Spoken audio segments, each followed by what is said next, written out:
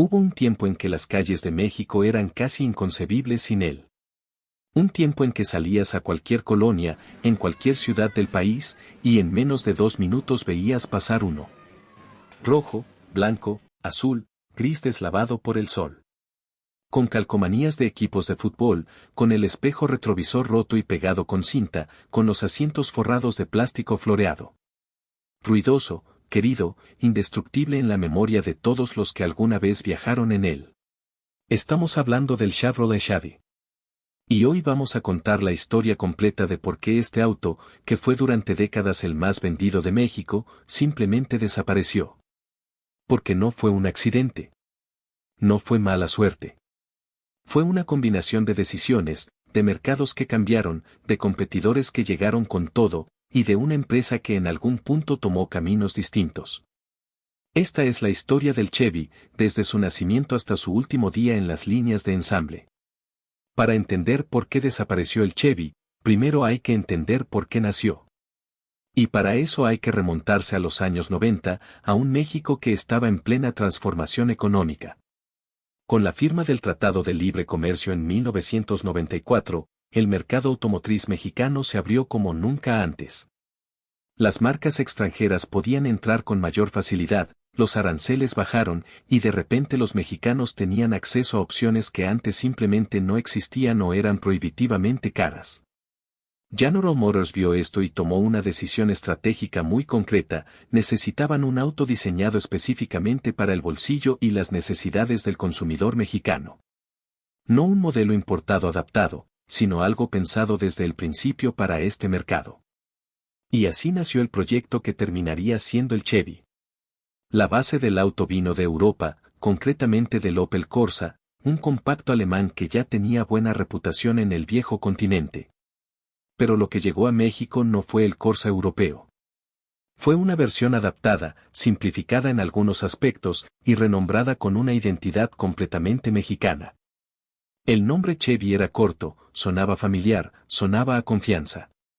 Y desde el primer momento, General Motors apostó todo a que este auto se convirtiera en el vehículo del pueblo mexicano. El Chevy llegó oficialmente al mercado mexicano en 1994 y desde el inicio dejó muy claro cuál era su propuesta. Era barato. Era confiable. Era fácil de mantener.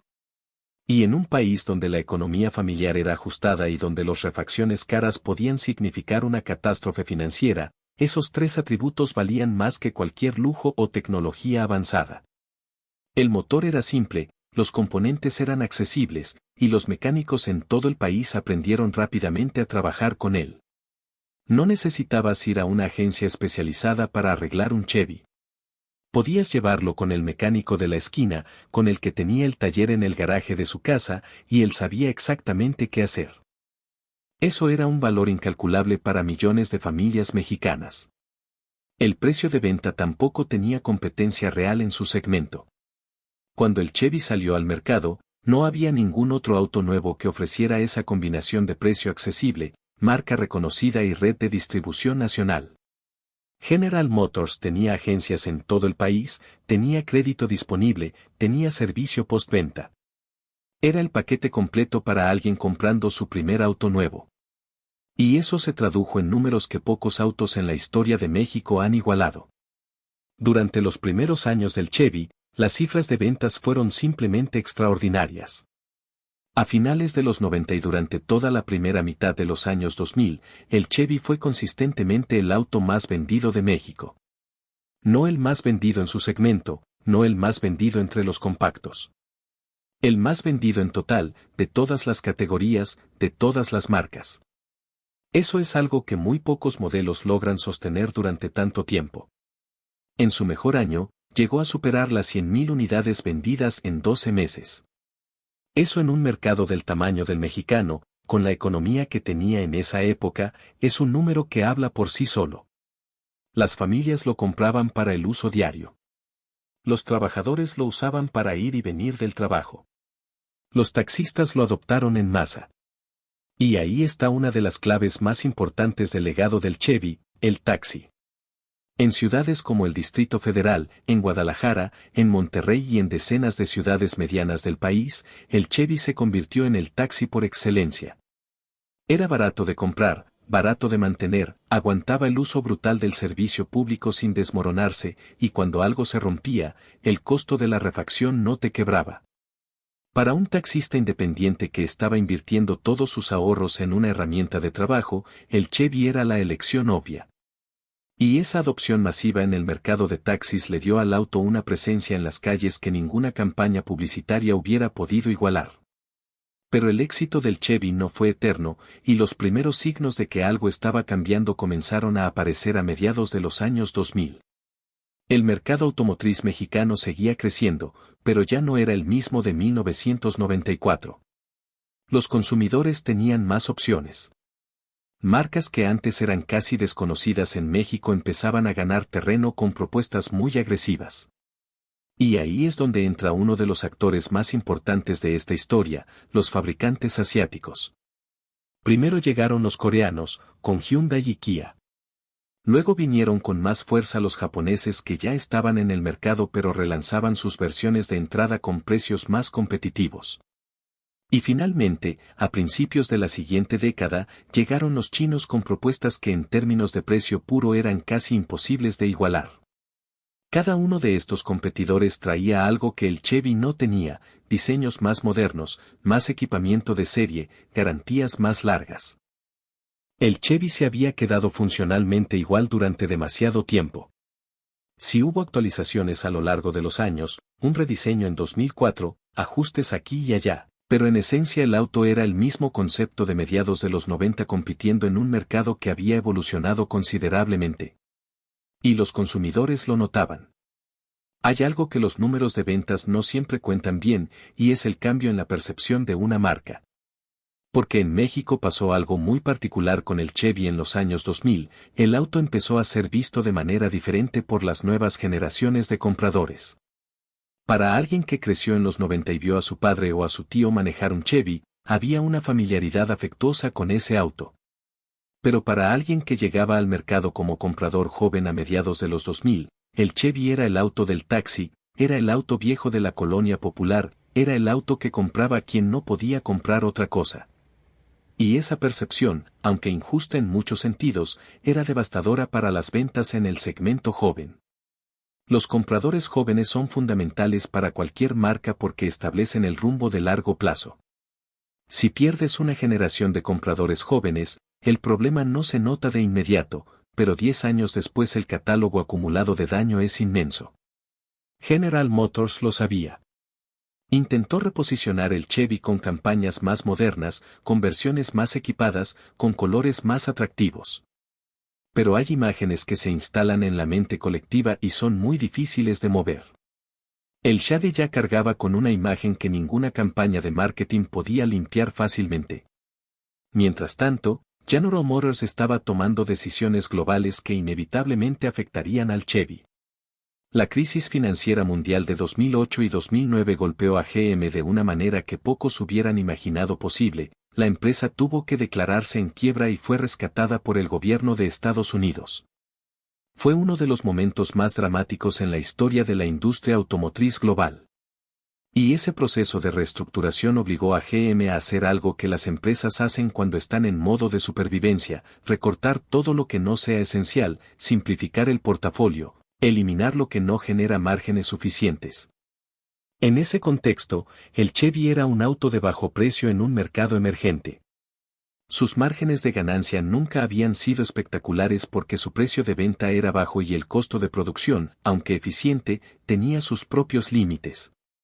Para una empresa peleando por su propia existencia y rediseñando toda su estrategia global, un auto barato vendido principalmente en México era cada vez más difícil de justificar dentro del portafolio. No era el único modelo en riesgo. GM eliminó marcas enteras durante ese periodo, como Pontiac, Saturn y Hammer, pero el Chevy quedó bajo una presión creciente que no iba a desaparecer. La decisión final de descontinuar el Chevy no fue un anuncio dramático con fecha precisa desde el principio. Fue más bien un proceso gradual de dejar de invertir, de no actualizar, de no renovar. A partir de aproximadamente 2010 y 2011, quedó claro para los observadores del mercado automotriz mexicano que el Chevy no iba a recibir la inversión necesaria para seguir siendo competitivo. No habría un rediseño total. No habría una nueva plataforma. Los recursos de General Motors en México se estaban moviendo hacia otros modelos, hacia el Spark, hacia el Sonic, hacia productos que encajaban mejor con la nueva dirección global de la empresa. La producción del Chevy se fue reduciendo gradualmente. Las versiones del catálogo fueron desapareciendo una por una. La variante que más duró fue la de 4 puertas, que siguió vendiéndose porque todavía tenía mercado en el segmento de taxis. Pero incluso ese mercado estaba cambiando. Las ciudades empezaban a regular más estrictamente los taxis, los modelos permitidos, las emisiones. Y el Chevy, con su motor y tecnología de los 90, no podía cumplir fácilmente con normativas cada vez más exigentes. La producción oficial terminó en 2012. Después de casi 2 décadas en las calles de México, el Chevy dejó de fabricarse. Pero aquí hay algo que vale la pena detenerse a pensar: ¿qué dejó el Chevy? Porque la desaparición de un modelo no borra lo que construyó. Y el Chevy construyó mucho. Fue el auto que le dio acceso a la movilidad individual a millones de familias mexicanas que de otra manera no habrían podido comprar un auto nuevo. Fue el vehículo que democratizó el crédito automotriz en un sentido muy real, porque era accesible para salarios que otros autos simplemente ignoraban. Fue el que mantuvo a miles de mecánicos, talleres y negocios de refacciones en funcionamiento durante 20 años. Y fue el auto que definió visualmente una época entera de la ciudad mexicana. Hay una generación completa de mexicanos que aprendieron a manejar en un Chevy. Que fueron a su primer día de trabajo en un Chevy. Que llevaron a sus hijos recién nacidos a casa desde el hospital en un Chevy. Ese tipo de presencia en la vida cotidiana no desaparece simplemente porque la fábrica cierre.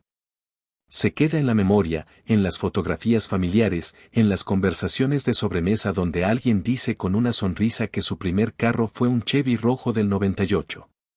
Hoy, en 2024, todavía puedes ver Chevy circulando en México. No son pocos. En ciudades medianas, en poblaciones rurales, en colonias populares de las grandes ciudades, el Chevy sigue rodando. Esos autos tienen 20, 25, algunos casi 30 años. Y siguen funcionando porque fueron construidos con una simplicidad mecánica que los hace casi imposibles de matar. Las refacciones siguen disponibles porque hay tantos Chevys en circulación que el mercado de repuestos nunca desapareció. Es el tipo de legado que pocos autos logran: seguir siendo útiles y funcionales mucho más allá de lo que cualquier fabricante proyectó.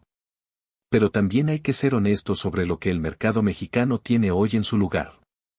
El Spark de GM ocupó parcialmente ese espacio. Otros modelos compactos de marcas asiáticas llenaron otra parte. El mercado encontró la manera de satisfacer la demanda que el Chevy dejó sin cubrir. Lo que no ha encontrado, quizás, es un auto con esa misma combinación de precio, sencillez y presencia cultural que el Chevy tuvo en su momento. Porque eso no se diseña en un laboratorio. Eso se gana en las calles, año tras año, viaje tras viaje, familia tras familia. Y eso el Chevy lo tuvo como pocos autos en la historia de México. La historia del Chevrolet Chevy es, en el fondo, la historia de lo que pasa cuando un producto encaja perfectamente con su momento y su mercado. Nació en el momento justo, con el precio justo, con la propuesta justa para lo que México necesitaba en los 90. Fue el auto correcto en el lugar correcto durante casi 2 décadas. Y desapareció cuando el mercado cambió, cuando los competidores evolucionaron, cuando la empresa madre enfrentó su propia crisis existencial y tuvo que tomar decisiones difíciles sobre qué conservar y qué dejar ir. No hubo un solo culpable. No hubo una decisión catastrófica que lo mató de un día para otro.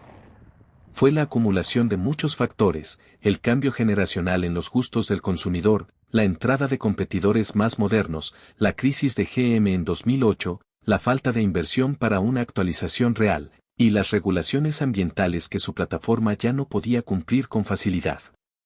Todo eso junto, sumado a lo largo de varios años, terminó con el Chevy. Pero lo que no terminó, y lo que ninguna decisión corporativa puede eliminar, es el lugar que este auto ocupa en la memoria colectiva de México.